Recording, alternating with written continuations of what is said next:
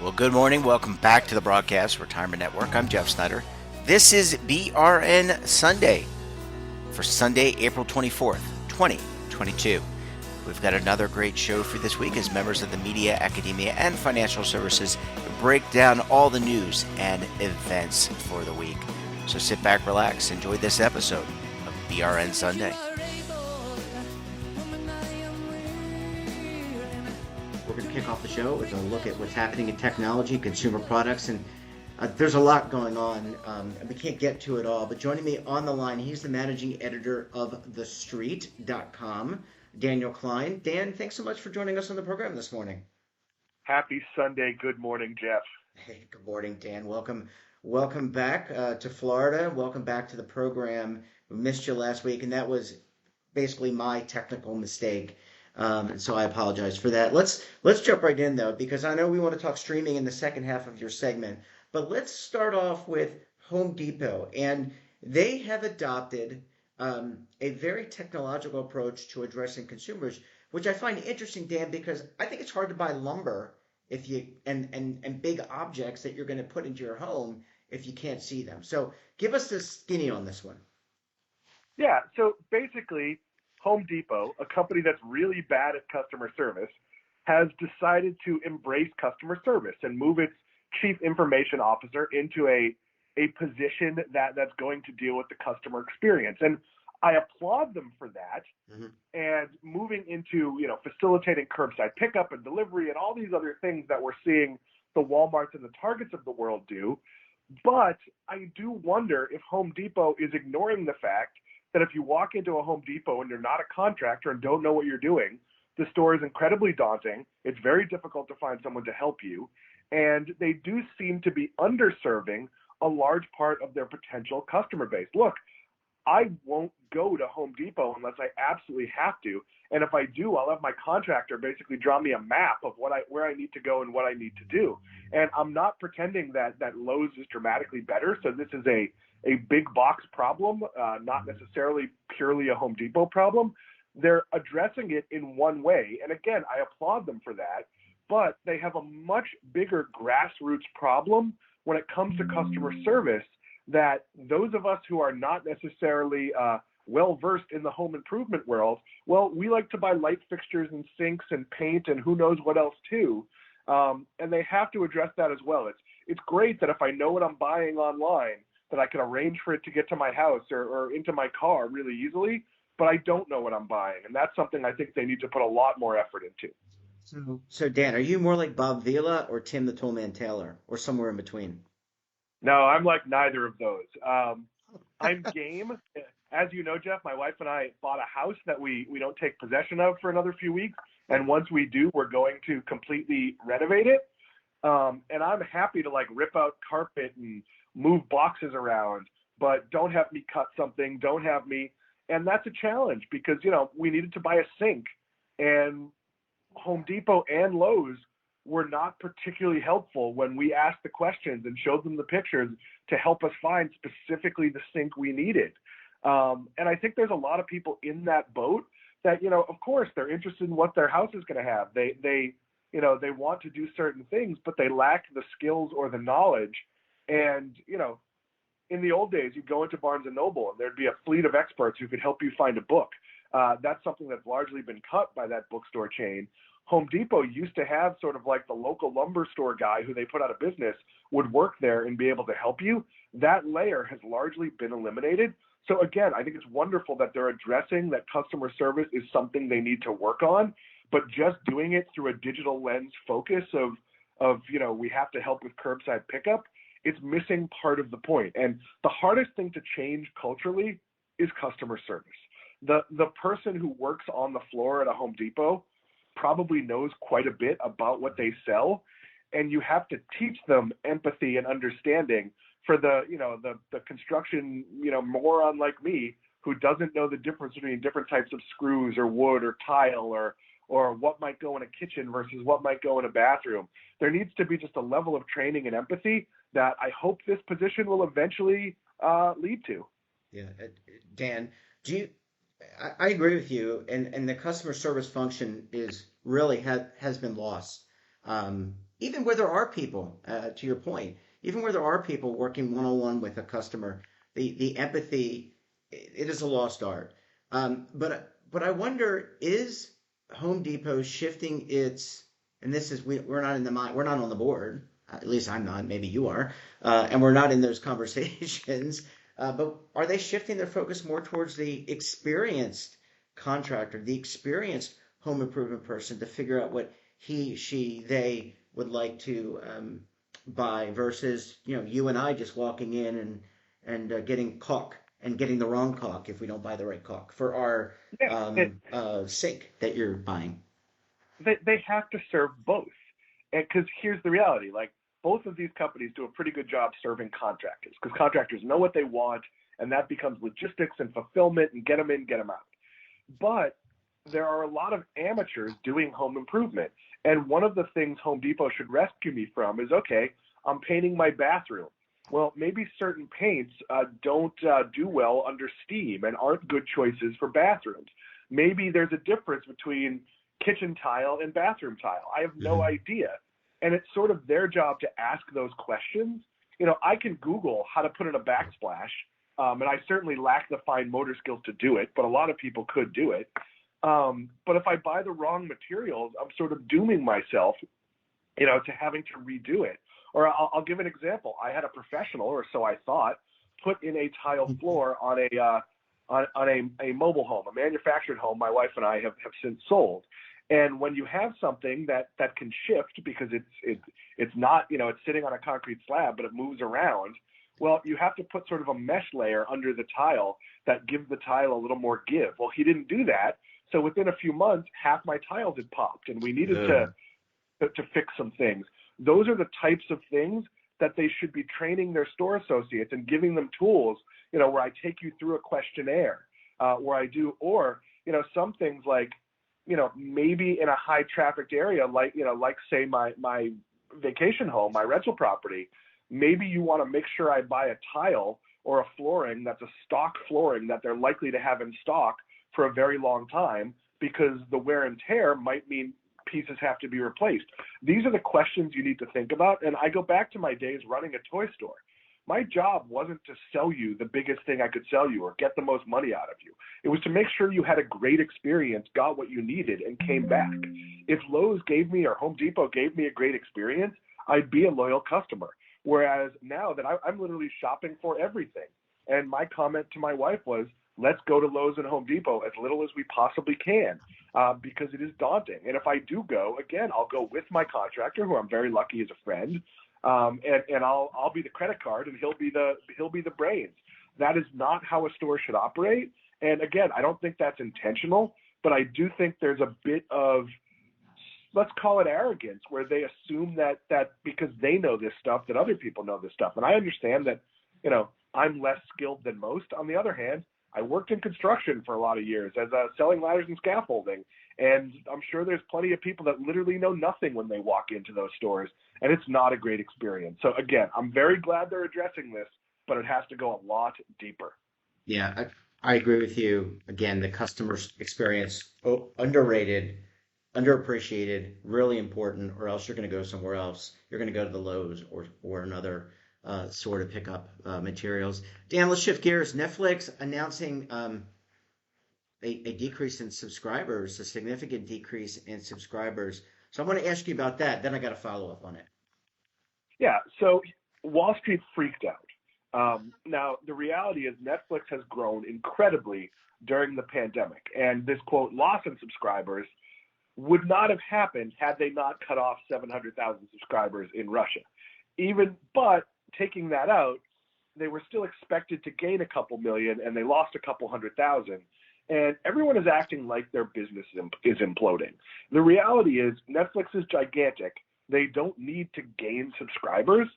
They need to get more efficient when it comes to content. And this is something you and I have talked about, that every Disney show is an event. I watched the first episode of Moon Knight last night. Am I that interested in Moon Knight? No, I don't know the character. I've never heard of it. But that being said, all the other Marvel shows were really good. So I know I'm going to like and watch this. I did enjoy the first episode. And it's an event, and it's something that happens every week. And I know I'm a little behind the game, But when these shows come out, and it's only one or two shows, per week, everyone talks about every single episode. Netflix puts out hundreds of shows in a quarter, and their metric is viewing minutes. But if you take the things they say are hits, of course, some of them are Bridgerton and Ozark and things that people actually talk about. But a lot of what they say are hits are movies like Red Notice and various films starring Ryan Reynolds that they say a lot of people watch, but nobody is talking about. If I'm Netflix, I focus on quality and stop focusing on volume. And I try to find franchises. Of course, it's difficult to get Marvel or Pixar or Lord of the Rings or any of the things that are already spoken for, but there were always properties out there that are unclaimed. I mean, Apple TV made an incredible series out of Foundation, an Isaac Asimov book largely thought unfilmable. HBO had big success with Dune, an often failed book turning into movies. So there's lots of stuff out there that they could focus on and just give us things that really matter that we really, really talk about. And of course, they have to do that around the world. But the reason things like Marvel work is action translates. You can play it in different audiences. And if I'm Netflix, I'm not focused on subscriber growth because I already have 240 million subscribers. I'm focused on retention and being exciting. And for how many decades did HBO keep our attention by having one or two hit shows at a time? And is that a risky model? Sure, because when The Sopranos ended and Game of Thrones ended, HBO struggled a little bit. But if you're Netflix, you can have double that output and still be putting out like 10% of the shows you've had. And of course, play in the niches, do your reality shows, do your cheap programming. But stop putting out movies starring The Rock without having anyone talk about them or know what they are. Like, it's a waste of money. They made a huge mistake in that they're spending hundreds of millions of dollars to develop, quote, James Bond-like franchises when they could have just outbid Amazon and bought James Bond. Like, it just doesn't make a lot of sense. It's a model that they have not adjusted since they were the only game in town. But people are focusing on the wrong thing. They are not focusing on their show quality. They're focusing on the subscriber drop, and that is really not the story here. And are people petering out on streaming just in general? I mean, going back to work, right? So there's a lot of people maybe going back into the office on a part-time or a full-time basis. Inflation, so the cost of these things going up. Anytime something goes up, it costs in price. It causes you, I think, pause to figure out what you like, what you don't like. And there's a lot of choice out there. And by the way, I didn't want to bring this up, but I'm going to bring it up anyway. CNN Plus, which had a big launch and big announcement. I mean, that just fizzled into nothing. It went down the drain in a month. So are people losing? Is that losing a little bit of momentum, streaming? So no, it's becoming a game of quality. Back when Netflix was the only game in town, when you were out of regular TV to watch, you found something on Netflix. Now, I know I just got to Moon Knight because I was watching other things, because I have a list of shows I was watching, on planes or when my wife goes to bed, and I finally got through it, and it was time for Moon Knight, which admittedly I wasn't as excited about. And, look, why did CNN Plus fail? Because CNN is on all day. If you can watch CNN on cable or your other method, this wasn't CNN on your phone or CNN streaming.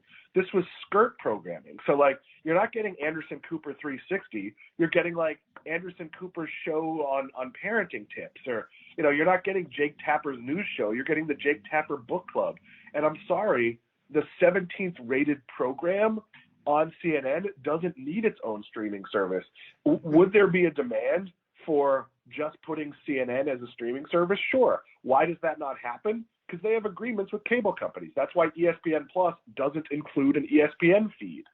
So, look, is there incredible demand for really good content? Yeah. But really good content isn't going to be this niche stuff. It's why something like the Discovery HBO merger, which I was pretty skeptical of, actually makes sense, because you have all that low-cost Discovery programming that's just sort of background, all your Guy Fieri's and your Restaurant Impossibles and all that stuff that's just House Hunters, you can kind of watch it whenever. It doesn't really matter. It's sort of evergreen. But then matched with HBO event programming. I mean, The Batman is available this Mm-hmm. week. Peacemaker was a really good show. I just don't see a lot of need for me to go to Netflix and search around and find something to watch, because I usually have 5 things I want to watch. And I'm usually excited to get on a plane to have a couple of hours to catch up on things. And I think most people probably watch less television than I do, so they're probably way more behind when it comes to like stuff their friends recommended. So I'm not sure a bunch of crummy content is going to work anymore. And, I don't want to pretend that the CNN Plus stuff wasn't good. I'm sure some of it was very good, but is it necessary? I forget about shows I love. We haven't watched an episode of Last Week Tonight in like 6 weeks. It's one of our favorite shows. I don't think I've watched Samantha Bee's show in like 2 years, and it's a really good show. I haven't turned on Jon Stewart's new show, and he's an amazing entertainer. There's too much programming, so the bar is set much, much higher. Yeah, well, we're going to have to leave it there. I don't think it's something that we're going to solve anytime soon. I think everyone's trying to figure out the magic formula, and I don't think there's a magic formula. I think we're going to have to talk about this in the coming weeks. Dan Klein, always a pleasure chatting with you. Thanks so much for joining us, and we look forward to having you back on the program again very soon, Dan. See you next week, Jeff. Thank you. Bye, Dan.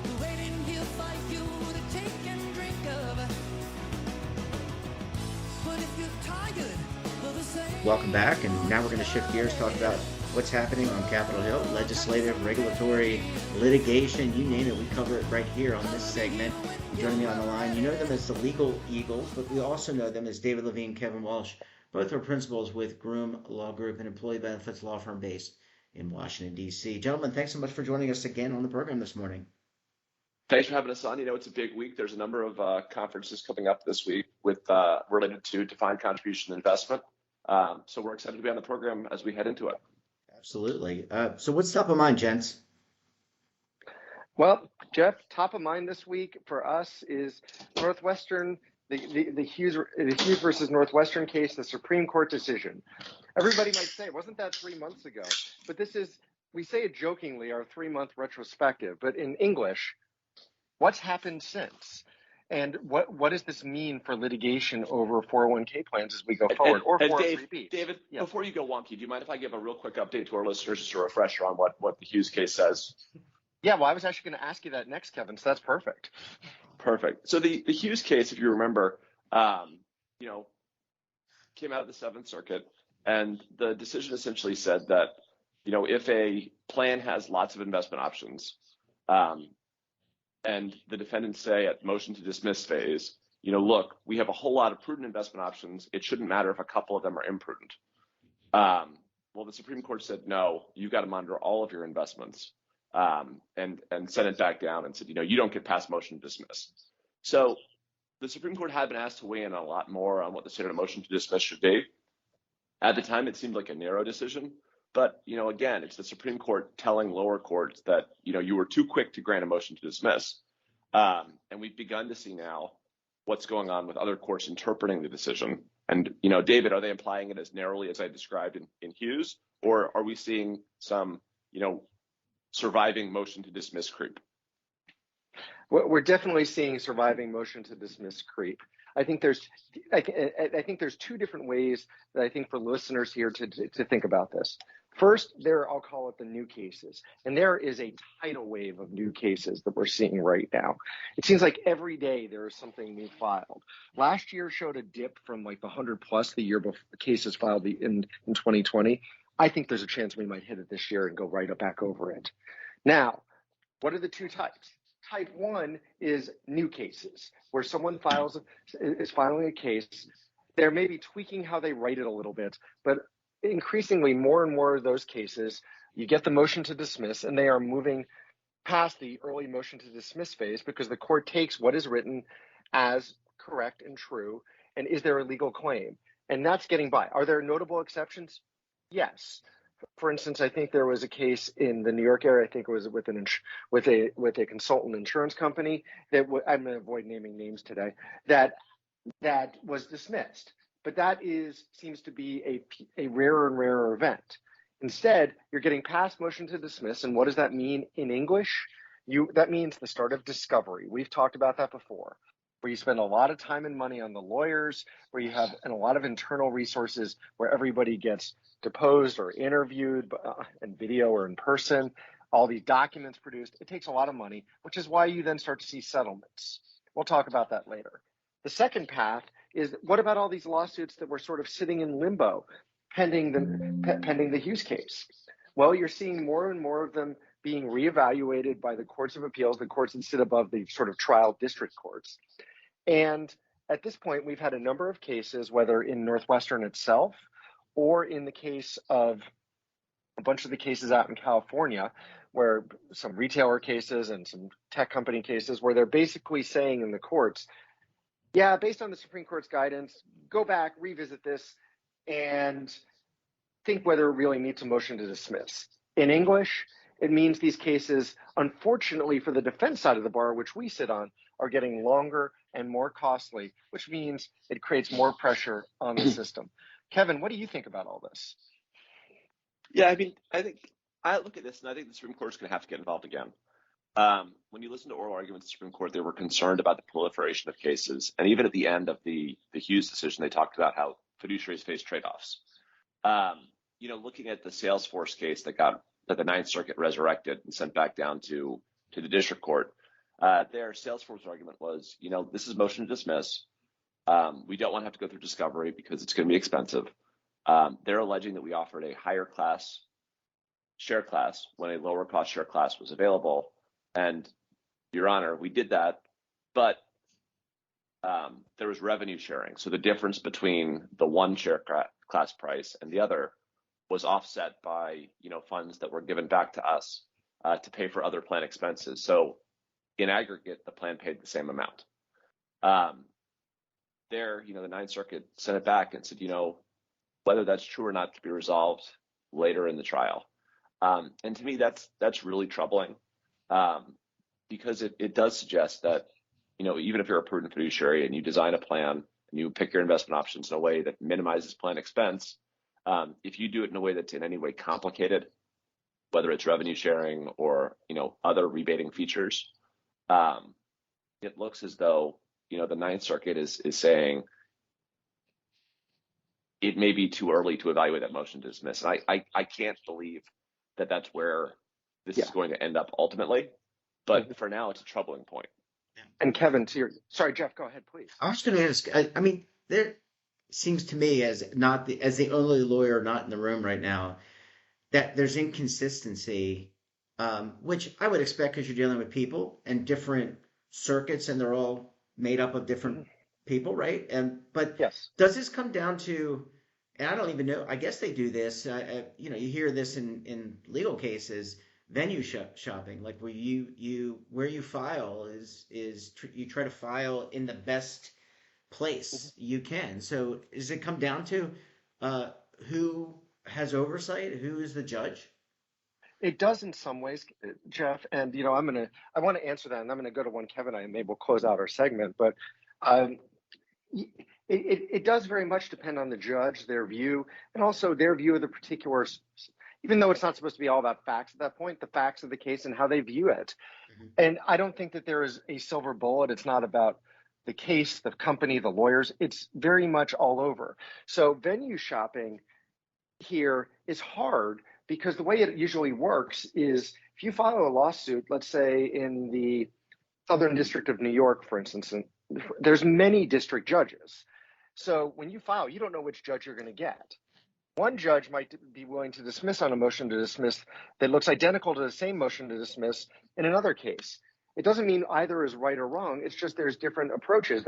Everybody's human and they have different interpretations of the law. And that's just how our system works. And that's where the Supreme Court comes in to settle disagreements periodically. The other thing I was going to mention is Kevin makes a comment about fees. I always have to say this.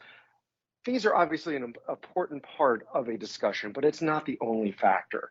And that's something that is still out there. I think we should revisit maybe on a future segment, if you agree with me, Kevin, the discussion of some of the emerging trends.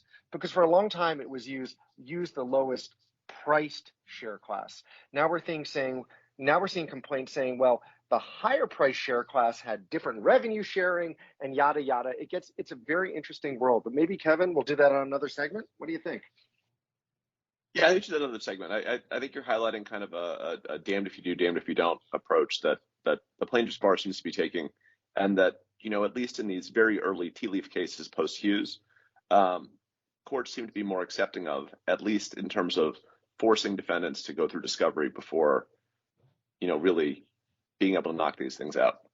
Well, if I'm a plan sponsor, I'm really thinking hard about, I'm going to be worried a little bit just because of this thing perpetuating itself and running up a lot of costs.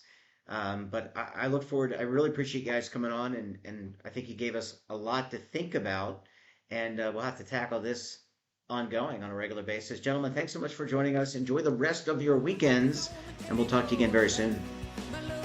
Thanks, Jeff. Talk to you soon, Jeff. Thanks for having us on. Thanks, listeners. Bye, guys.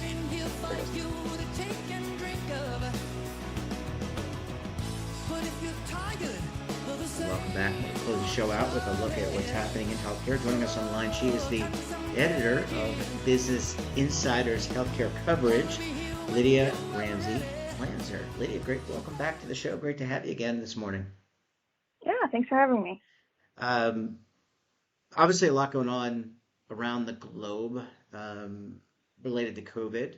Maybe pushed a little bit off the map because of this horrific invasion of the Ukraine by Russia. So that's kind of consumed a lot of the space. But there's been many developments around COVID. I guess I wanted to start with you. Let's talk about the infection rate or the rate of COVID around the world and maybe in the U.S. How are we doing in the fight globally on the pandemic, in the pandemic? Yeah, we're obviously in a much better spot than we were in the winter months. Cases have come down quite a lot. I think we're getting to a really weird part of the pandemic where a lot of people who've been vaccinated and boosted, are finding out that they're testing positive at home. So it might be suppressing kind of case rates around the U.S. especially. I know anecdotally, a lot of my colleagues are getting sick for the first time, which is not great to hear. So it's still out there, but we're at this phase that's a little trickier to talk about. Hospitals aren't particularly flooded.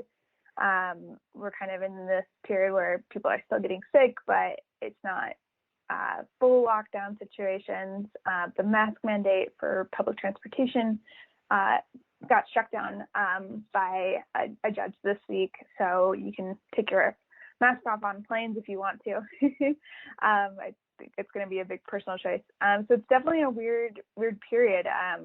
We're starting to ask ourselves these questions of what do we do as this disease becomes a part of our culture and our life. It doesn't seem like it's just going to disappear.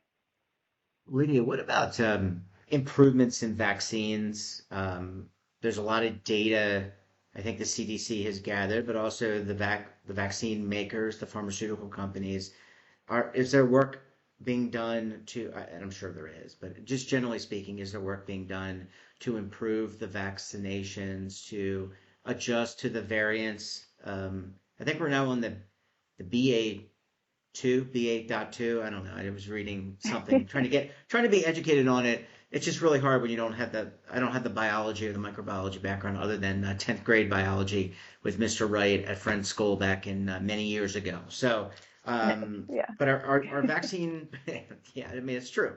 And I did not do well in the lab practical. I just want to be very clear on that. But are vaccine makers adjusting their tactics in order to have something like the flu vaccine that will adjust to these variants? Yeah, that's the hope. Right now, vaccine makers are working on Omicron-specific variants. Omicron is still the main variant that's spreading. There's facets of it and different pieces of it that are becoming more, infectious and more prevalent in parts of the country than like the original one. But it's still kind of all around this Omicron piece. So there are variant-specific vaccines in the works. There's been some data around it, but what's been tricky is it feels like every new variant, Delta, whichever, We've had to go through pretty rigorous testing to see it out.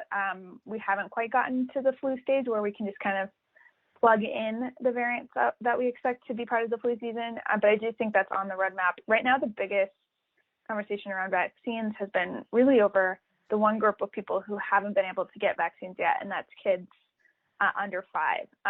So that's been postponed to June, it sounds like. Politico was reporting that. There was some confirmation, I believe, this week. That was something people had expected to be out in March or February, like much earlier. But I think Omicron really threw a loop in that data, just making the vaccines not quite as effective in the trial populations. So it's really tricky to think about. We're taking away a lot of preventive measures, but there's still this group that hasn't been able to get vaccinated if they want to. It's obviously a personal choice. But that's kind of where we're at. Let me ask you this, and let's talk a little bit about mental health, because from I have read your coverage, not Lydia Ramsey's coverage, but business part of your coverage, but Business Insider's coverage and others. Yeah, that's a big part of this. The mental health impact of people. I think that's a lasting impact beyond the getting the vaccine, beyond wearing a mask, beyond losing a loved one, beyond getting sick yourself, right? I mean, that is something that we're going to have to figure out how to deal with. That isolation through quarantine, not being able to see people, being literally in fear for your life should something happen. I would think that that's got to be top of mind for many. Yeah, it's definitely a huge stressor, especially if you think about groups that are, immunocompromised. Maybe they've gone through cancer treatment, or, have had a transplant of some kind. It's really tricky to think about how stressful this can be for people. Navigating this world, it seems like we're going to have to think about risk in a different way. Some of it will be, evidence-based, some of it won't be. But it's definitely been a big stress for all Americans to kind of figure out, okay, what risks am I willing to take now that I might not have been a month ago, or does that change in a month when cases go up a bit, or some other measures change. So yeah, it's definitely, it's crazy how much stress we've been under the past 2 years is how I've been thinking about it. Yeah, and I wonder, are we, in your estimation, and you're talking to all the experts, you're doing the deep dive on this, not me. Mine coverage is very superficial, but are you seeing? Are we prepared for the next pandemic, or are there steps that? What are you hearing from people that you talk to about? There's arguably going to be some disease or something that inflicts us. It seems to pop up from time to time in human history, right? I mean, you think back all the way to the Spanish flu, obviously COVID, back to the Black Death, right? I mean, we're going back to the Middle Ages now, but are we prepared to mitigate, and have we learned enough to prepare ourselves for that whatever the next thing may be? Yeah, it's not a conversation I've had with experts too much, but I think one of the big things I think about a lot is, we saw different SARS kind of epidemics pop up in other parts of the world closer to the 2000s, and it really changed a lot of behaviors and a lot of preventive measures, folks were taking when that kind of happened. More mask wearing became adopted, things like that.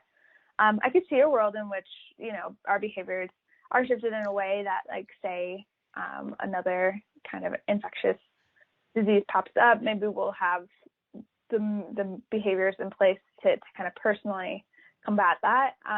But yeah, from a systemic level, I think that's a big question that folks are trying to grapple with, would be my impression, hearing from folks. It's really tricky when we're still totally in the midst of this to really have future plans. But my guess is that there'll be a lot of things people have learned.